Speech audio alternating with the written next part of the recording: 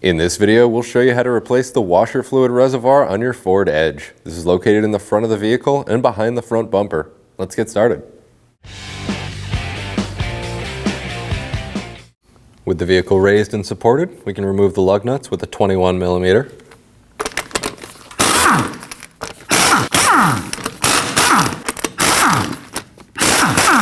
And we can go ahead and remove the wheel. Starting on the front side of the vehicle, we have 6 5.5mm that we need to remove.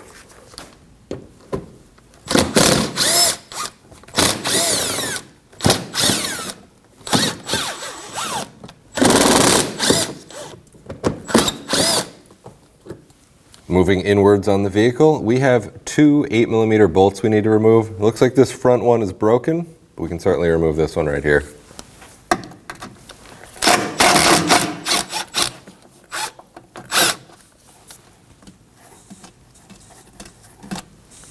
We normally have a clip up top here. It looks like that broke off at some point. To remove that, you just use a flathead screwdriver, pull the center part of the clip out first, and then the outer part. Going from the fender liner to the front bumper, we have 2 more 5.5mm.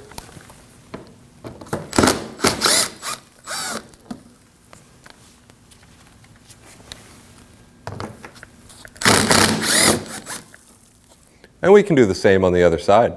On the outer edge of the front bumper, we have this lower panel. We'll remove these 2 5mm screws here on the outer edge of the front bumper.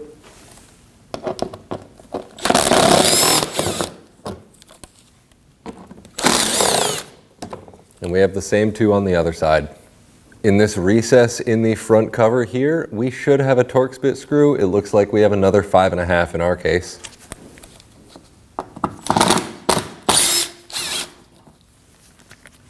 We can do the same with the other recess. On the front side here, we have 6 5.5mm screws.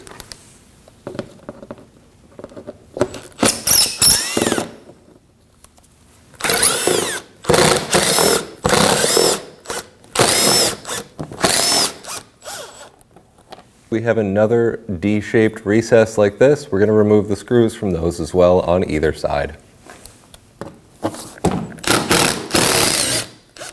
With all our hardware removed, we can go ahead and drop down the panel.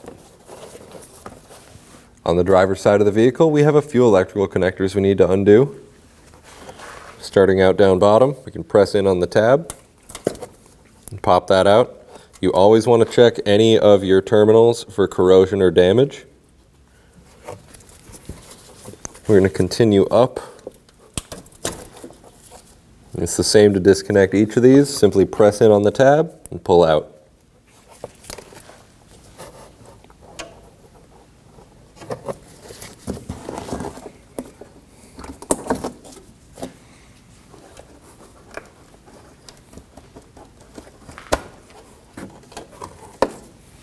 Now I'm going to use a fork type trim tool to go ahead and remove these connectors. If you don't have one of these, you can certainly use a flathead screwdriver.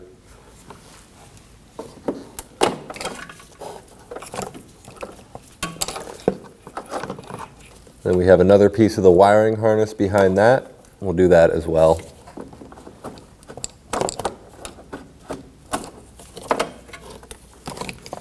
And we can do the same with the connectors on the other side. Looking up towards the front of the driver's side fender, we are looking at 3 8mm bolts. We'll go ahead and remove those as well.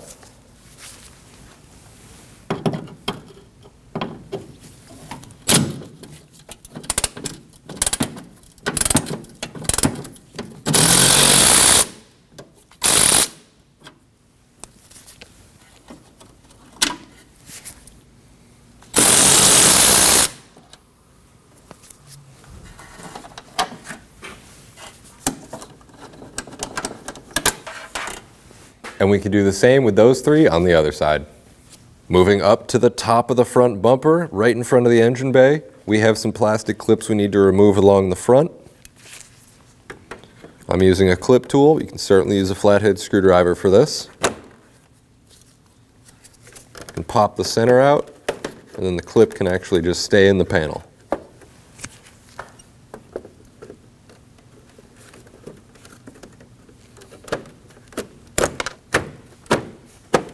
There should be a clip here at the end, as well as along the back side. Ours is missing, unfortunately.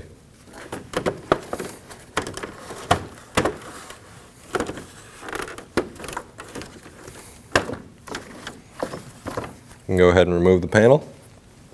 With that panel out of the way, we have 6 10mm to remove on the front bumper here.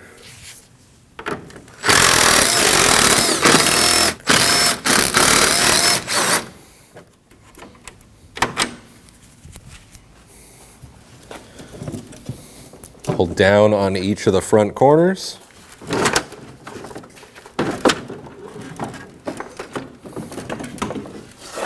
And we can remove the bumper cover. Looking down in the passenger side of the engine bay, we have a 10mm bolt holding the upper portion of our reservoir in.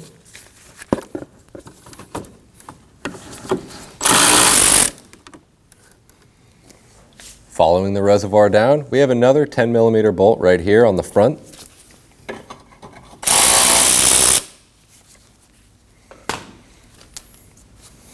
Looking at the back side of the reservoir, we have 2 electrical connectors to remove.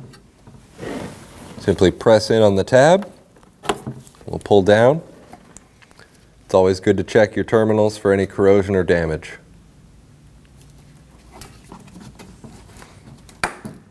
And pull up on the other one.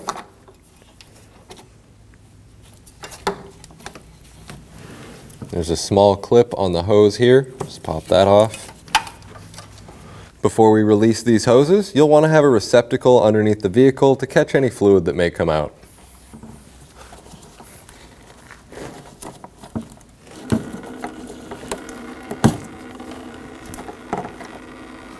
To remove this plastic clip, I'm going to use a set of cutters.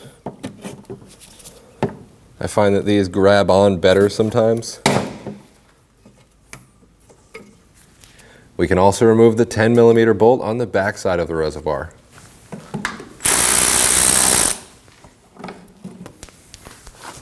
On the back side of the lower headlight bracket, we have another 10mm.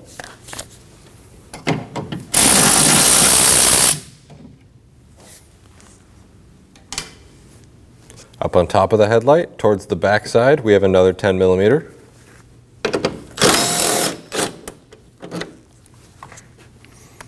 And one more up towards the front of the headlight.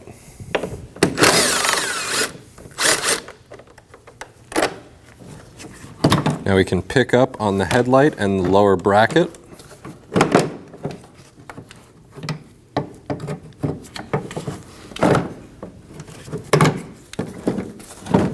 We can just set that up for now. That gives us enough room with the bracket down here to get our reservoir out.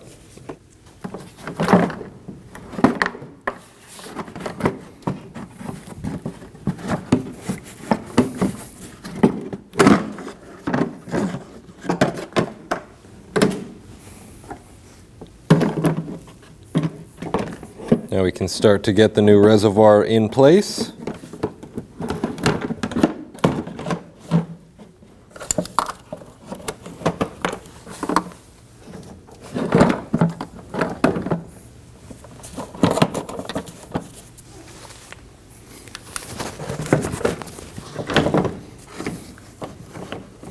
There's a small tab on the bottom of the headlight. We can line that up with the clip here.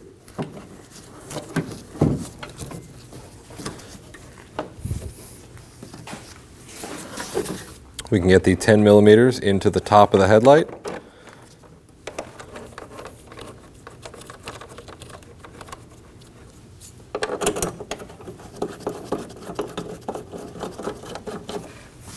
We can snug those up.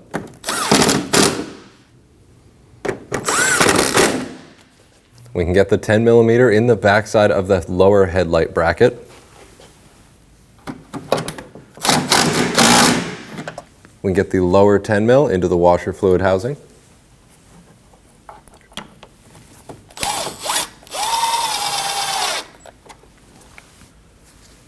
Now we can start getting our hoses back on. And simply press those on.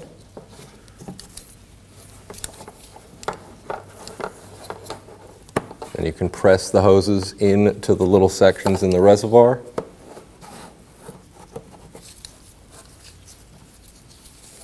And we'll plug in the electrical connectors. You gotta make sure that these are fully seated and not gonna pull back off.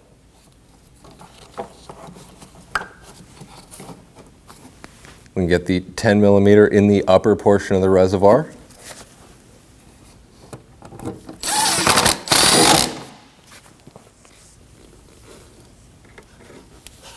I'm going to put a new plastic clip in here.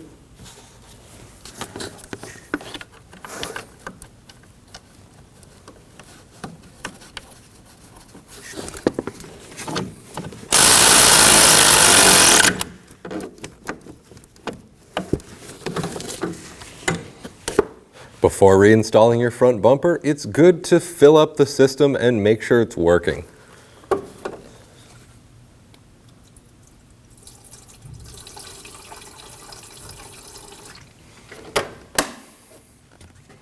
Now we can turn on the vehicle and test the washer fluid system. We can start to get the front bumper lined up on the vehicle. Start in the center and work your way over to the side.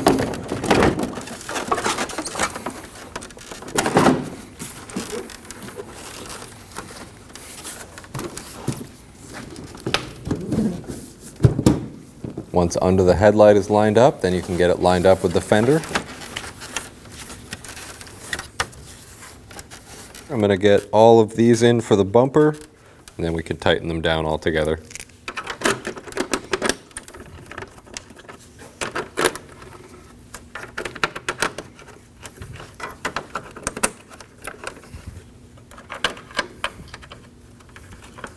And we can snug those down.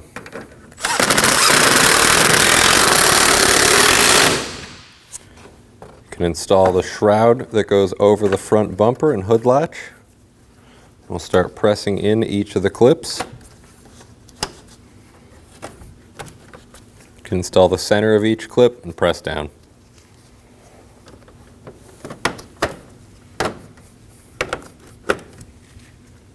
Looking inside the fender well, we can get the 3 pieces of hardware in.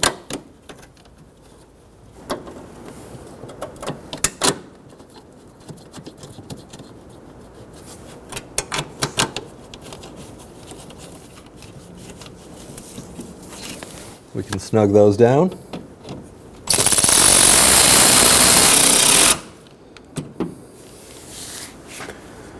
And we can do the same on the other side.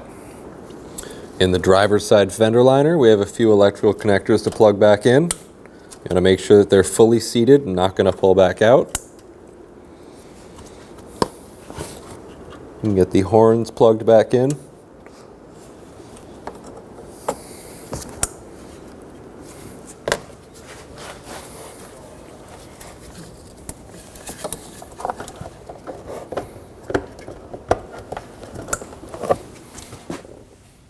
We can get the frontward piece of plastic inserted into the front bumper.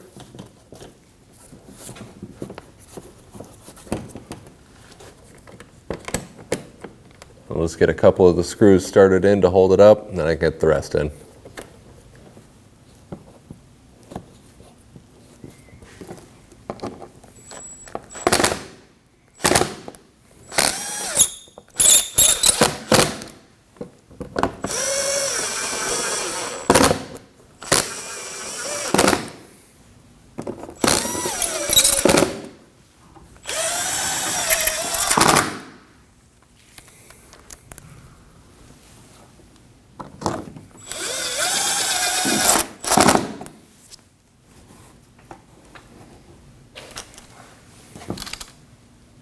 We can start to get the fender liner back up in place.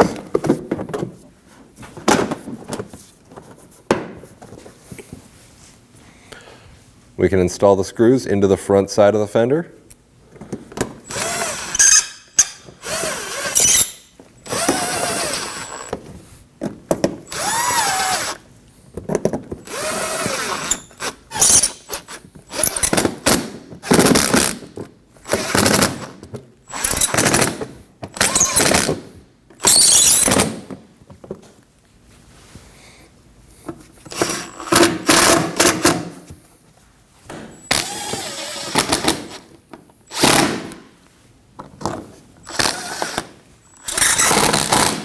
And we can do the same on the other side. And we can line up the lug studs with the holes in the wheel. I'm going to press in down at the bottom of the wheel. And we can install the lug nuts. I like to thread the first one all the way in, and that'll help hold the wheel in while I put the other lug nuts on.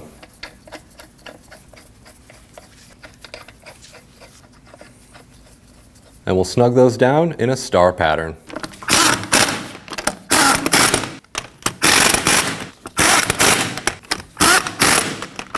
With the vehicle on the ground, we can go ahead and torque these to 162 foot-pounds in a star pattern.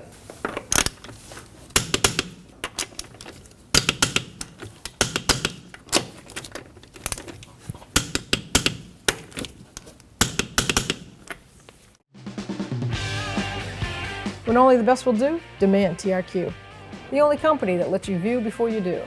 TRQ is committed to offering the highest quality aftermarket auto parts that are engineered for peace of mind. Thanks for using and viewing with TRQ.